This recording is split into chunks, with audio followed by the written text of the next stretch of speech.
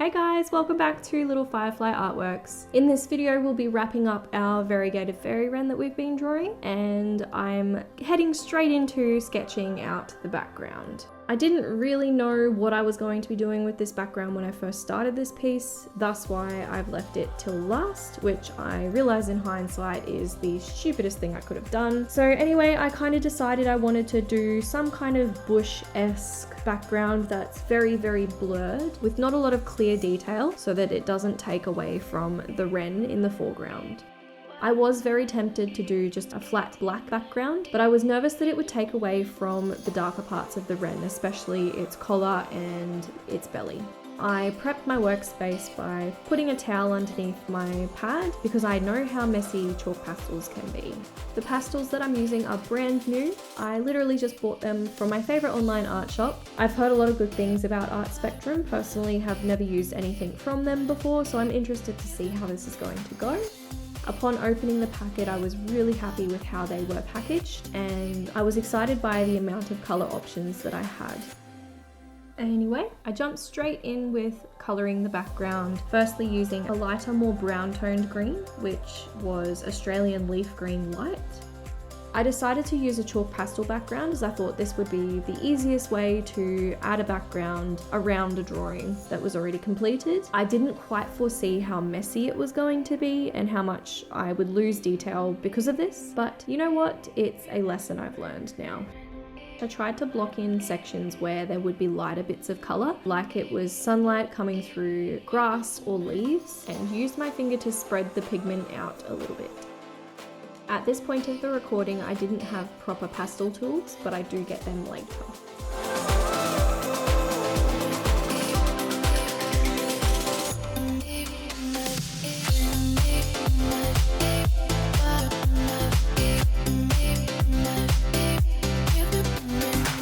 I come in with Australian Leaf Green Dark and Grass Green to add some shadows and brighter highlights.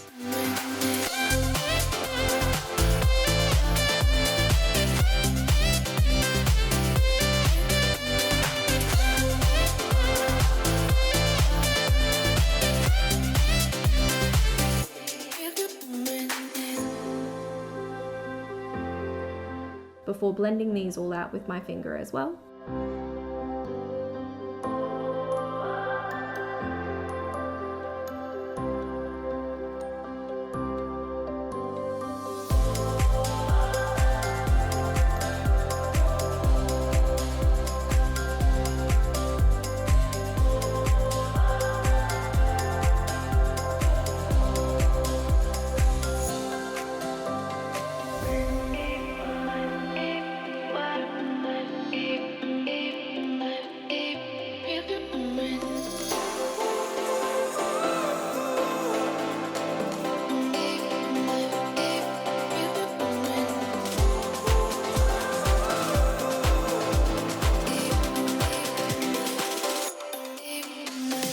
I realised here how much of a mess I was making on the blank pieces of paper in my notebook, so I'm trying to put some paper towel between the pages to protect the empty pages so they don't get all smudged up.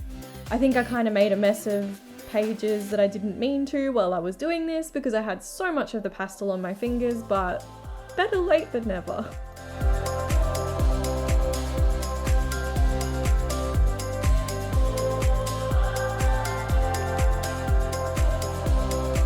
I did feel that the Australian Leaf Green Dark was a little bit too strong, so I came back in with the lighter greens to try and blend it out and build more highlight areas.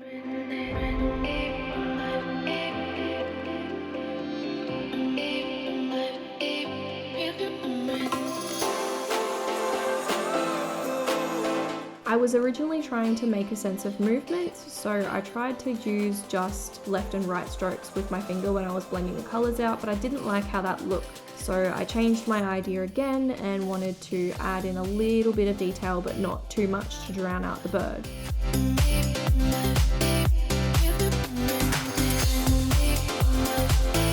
To make the bird more of a focal point before I added the detail though, I came in with black to add a vignette around the outside of the drawing to try and highlight the bird as the focal point more.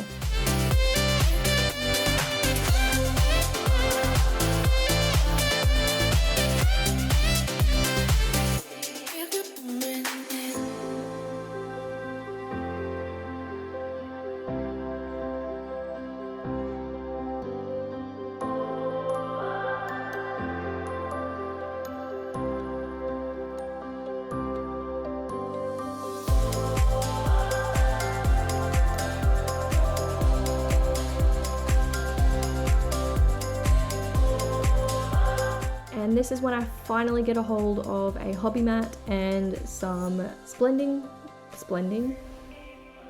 sticks, so I can be a lot less careful now when using the pastels. I don't have to worry so much about making a mess on my workspace.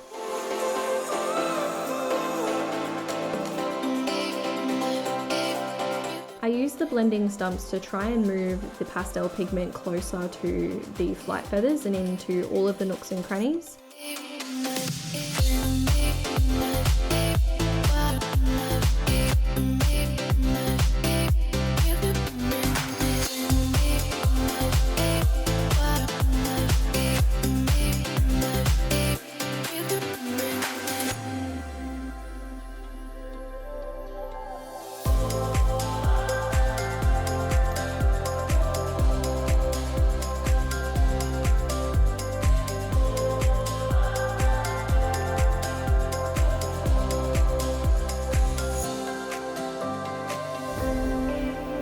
But I still wasn't happy with it. I didn't really feel that it quite got the pigment in there well enough, but I wish I had have just stuck with this because it looked a lot better than what it did when I did what I do next.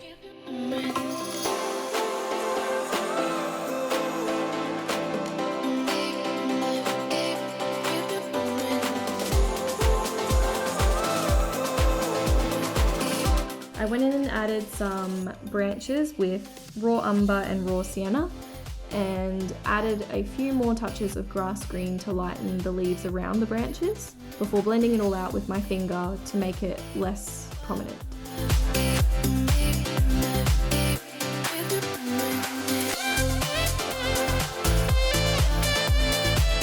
And as you can see here, I tried another method to try and get the pigment closer to the bird without wrecking the bird. I tried using a brush to push the pigment closer, but I still wasn't happy with how much of the pastel it was removing from the paper around the area I was brushing.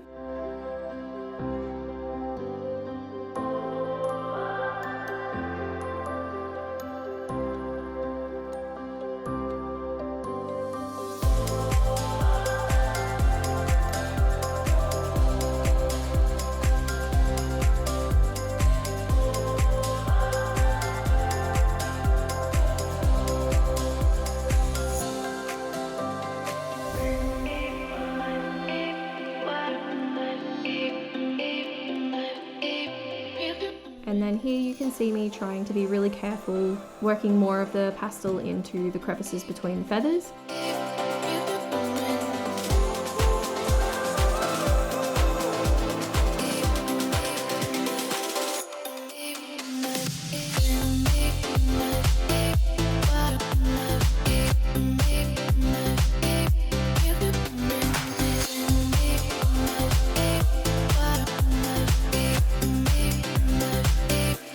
Before I get proper impatient and just go all in with my finger smudging.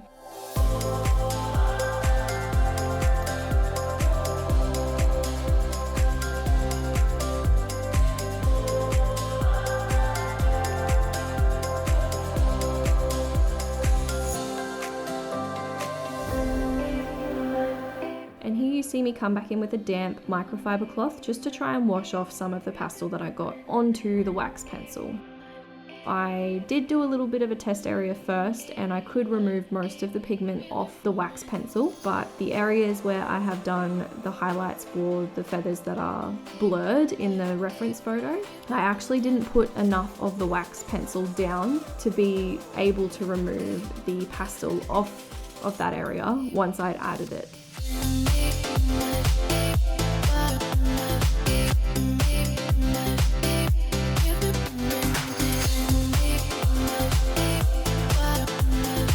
I'm very disappointed that they came out the way that they did. I just kind of felt that the pastel drowned the detail that I put in the top part of the feathers here. But I'm also looking at it and seeing that it makes them look like they are more blurred and more blended in with the background behind them, which is the effect I was trying to achieve in the first place. And then I add some final highlights before going back through and smoothing out the rest of the background.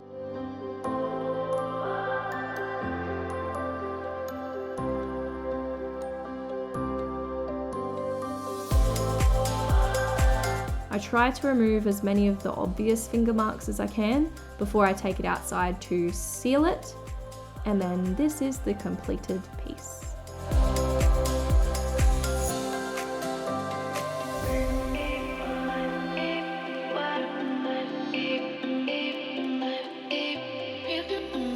Thank you all so much for following along this journey. There was a lot of learning in this artwork alone. I hope that there's something in here that you can take away and use in your own artworks.